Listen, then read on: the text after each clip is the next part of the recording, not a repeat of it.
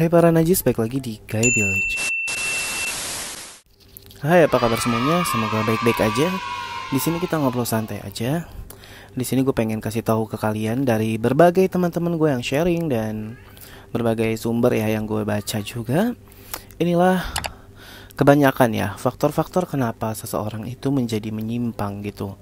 Jadi di sini banyak banget ya faktornya, nggak cuma dari trauma atau mungkin orang lain yang nggak ngerti mungkin bilangnya memang emang dasar lu dari kecil begini, atau lu emang dasar lu jalannya pengennya begini gitu.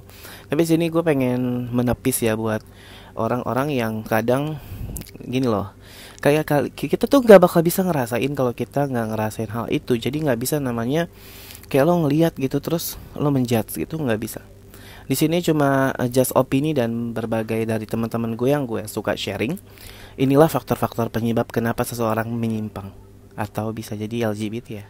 Jadi setiap orang punya kisah dan punya perjalanan hidupnya masing-masing. Jadi di sini gue mulai dari cerita gue dulu ya. Jujur kalau gue pribadi sih lebih ke broken home. Jadi itu di saat gue tuh kurang perhatian, kurang kasih sayang, dan gue mencari perhatian dan kasih sayang itu di luar gitu. Jadi gue mencari seseorang yang menurut gue bisa memberikan kasih sayang itu. Dan akhirnya gue menemukan pria yang gue pikir itu bisa menjadi sosok abang. Nah kalau dari kasus gue ini lebih ke broken home dan kurang perhatian, intinya kurang perhatian. Jadi tuh gue ketemu salah satu pria yang gue nggak tahu ternyata dia seorang gay, dan gue diajak ke rumahnya dan di situ gue dinodai sama dia. Sampai detik ini gue masih nggak bisa menghilangkan rasa trauma itu. Dan mungkin banyak teman-teman yang suka komen waktu itu apa kayak, ya lu kan cowok, lu lawan lah gitu. Nah ini gue jawab, iya dia cowok, gue cowok gitu. Tapi posisi waktu itu gue tuh nggak gede gini, badan gue masih kecil, dan orang yang itu tuh gede banget, tinggi, gede, dan tenaganya gue udah ngelawan kok. Nggak gue pasrah mau gitu, najis kan nggak mungkin ya. Jadi memang itu tuh udah parah banget. Gue tuh hampir kayak pingsan bisa mungkin ya, karena intinya dia badannya gede. Jadi ada teman-teman juga yang di video gue yang sempat gue terbuka kayak ini, ada juga yang komen kayak, mana ada keterusan gitu-gitu.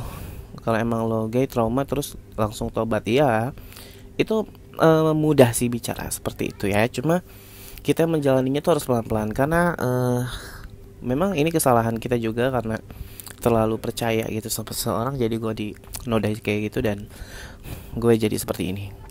Intinya kalau dari pribadi gue tuh mencari perhatian, kurangnya kasih sayang. Jadi mencari ke seseorang, dan ternyata hasilnya gue dinodai dan gue adalah seorang broken home. Nah faktor yang kedua itu adalah ekonomi. Jadi tuh banyak banget ya, entah siapapun itu pasti kita nyari uang tuh susah gitu. Dan jadi ada salah satu temen gue yang cerita, dulunya dia bukan seorang LGBT gitu ya, tapi dia tuh butuh uang, dan saat itu ekonominya sangat-sangat apa ya, jatuh deh. Pokoknya dia butuh duit. Intinya tuh dia tuh nyari kerja, dan waktu itu posisi gajinya kurang karena dia harus ngirim-ngirim ke orang tuanya di kampung. Nah jadi di saat itu dia menemukan seseorang cowok yang sama, dia mungkin cowok itu seorang gay ya, dan dia menawarkan uang jika gitu teman gue ini mau melayani atau mau di karaoke gitu ya sama itu cowok gitu. Dan di saat itu ya udahlah digituin. Ini ngerti gak sih, kan awal-awal tuh mulai dari iseng ya, akhirnya dikasih uang. Setelah itu sampai diajak main dan uangnya semakin besar, ya akhirnya tergiur.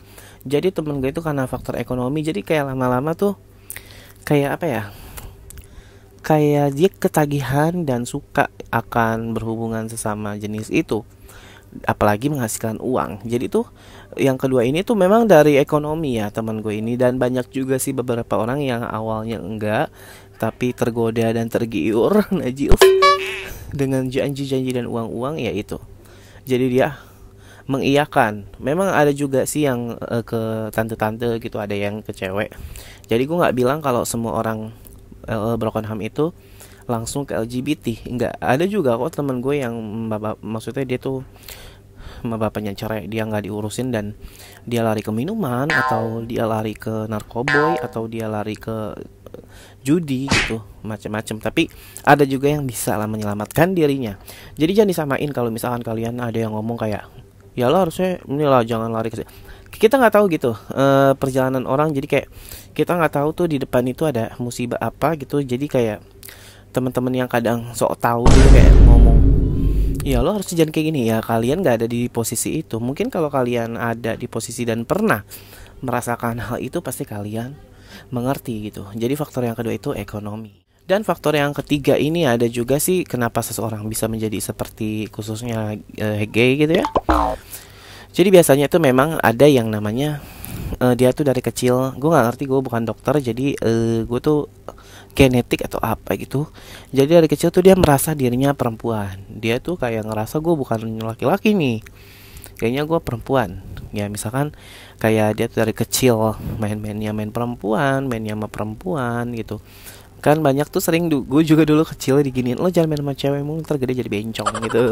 Jadi memang kalau itu salah satu hal yang berbahaya juga. Jadi mungkin misalkan teman-teman di sini yang punya anak gitu, atau saudara yang kecilnya main sama cewek terus kayak udah menunjukkan keanehan gitu, mending ditahan gitu ya. Karena ini juga salah satu faktor sih, karena nanti gedenya kan dia main sama cewek terus. Emang nggak semua ya, nggak semua, tapi kebanyakan itu kecilnya mainnya sama cewek gitu. Apalagi kalau kalian nongkrong di mana gitu ya, di mana-mana gitu. Misalkan ada ceweknya 4, cowoknya 1, terus ada ceweknya lebih banyak, dia sendiri cowok. Itu kan nggak semuanya ya, tapi kebanyakan itu pasti tuh bencong gitu, yang satu najil, yang cowok 1 itu gitu. Karena kalau jujur ya, kalau perempuan itu lebih asik sih buat diajak cerita, bisa jaga rahasia dan mengerti gitu, dibanding kayak misalkan gue cerita ke cowok gitu atau temen cowok, itu bisa dijauhin, pasti resikonya tuh pasti dijauhin. Geli gue, jangan dia begini gitu, takut akan di lobby mungkin ya gitu. Tapi kalau gue sih bukan tipikal orang yang semua gue hap ya, enggak gitu. Gue enggak orang-orang kayak gitu. Jadi tolong digarisbawahi, nggak semua LGBT atau gay gitu suka sama semua orang yang normal gitu ya. Mungkin beberapa orang yang jujur kadang gue nggak suka sama khususnya gay yang orang yang apa ya, yang kurang ajar. Jadi kayak dia tuh ngelobi orang normal, terus kayak mungkin sengaja gitu melobi godain orang normal. Jadi kan atau dia maling atau dia menipu, itu tuh jadi menjelekkan kaum tersebut gitu. Jadi padahal nggak semuanya nggak semuanya orang-orang LGBT itu jahat sih menurut gue. Jadi kalian tuh jangan nyalahin status LGBT-nya, tapi salahin orangnya, maksud gue gitu. Kayak contoh banyak kok yang misalkan nggak semua orang-orang yang kelihatannya alim juga tuh bener gitu loh, maksud aku tuh gitu. Jadi tuh mungkin faktor yang ketiga main sama perempuan kali ya, kayak gitu. Faktor yang keempat itu bisa jadi traumatik ya. Kenapa gue bisa bilang nggak tahu deh ya, ini cuma terjadi di temen gue atau cuma terjadi di mana. Jadi temen gue itu pernah cerita, gue kenal sama dia tuh di salah satu grup karaoke dulu ya, waktu zamannya Sarina masih kucing-kucing ya, wah ngumpul gitu Najil. Jadi di situ dia cerita ternyata tuh dia tuh biseksual, jadi suka cewek suka cowok. Kenapa dia bisa kayak gitu? Karena tuh dia pernah setia sama satu perempuan dan hampir pengen menikah sih, tapi gagal karena tuh yang cewek ini tuh selingkuh dan menikah dengan orang lain. Dari situ dia kayak coba lagi mencari perempuan dan dia tuh ngerasa disakitin terus gitu. Jadi kayak dia tuh nyerah dan dia pelariannya ke cowok gitu ha. Ada juga sih yang kayak jatuhnya lebih ke biseksual ya. Jadi kayak ke cowok tuh cuma pelampiasan seksnya aja gitu, banyak gitu. Jadi dia nggak membuka jati dirinya ya, karena dia masih suka perempuan gitu. Jadi nggak mau lah namanya aibnya kesebar kayak gitu. Tapi dia suka depan suka belakang ya, wah najis. Jadi sebetulnya sesi ini tuh kayak gue pengen sharing-sharing aja sih dengan apa yang gue tangkap ya dari beberapa orang. Karena please don't judge my cover. Jadi kayak lo nggak bisa ngelihat seseorang itu dari luar gitu. Banyak kok temen gue yang alhamdulillah gue punya temen yang welcome dan tidak memasalahkan gender gitu. Jadi mau dia gue apa gitu, yang penting tidak mengajak untuk seperti itu gitu. Jadi gue bukan tipikal orang yang lo jadi cowok aja apa lo nongkrong aja kesenja gitu. Dan gue jujur paling benci sama cowok-cowok gay yang ganjen, maksudnya kayak suka ngegoda-goda orang normal gitu ya. Jadi nanti backgroundnya jelek, jadi kayak aduh lu tuh udah bencong, lu tuh maling gitu ya. Banyak tuh homo-homo yang maling ya Wak gitu, ketemuan nginep tahu-tahu bawa handphone paginya gitu. Itu jadi merusak citra ya, merusak citra gay gitu. Citra gay najis.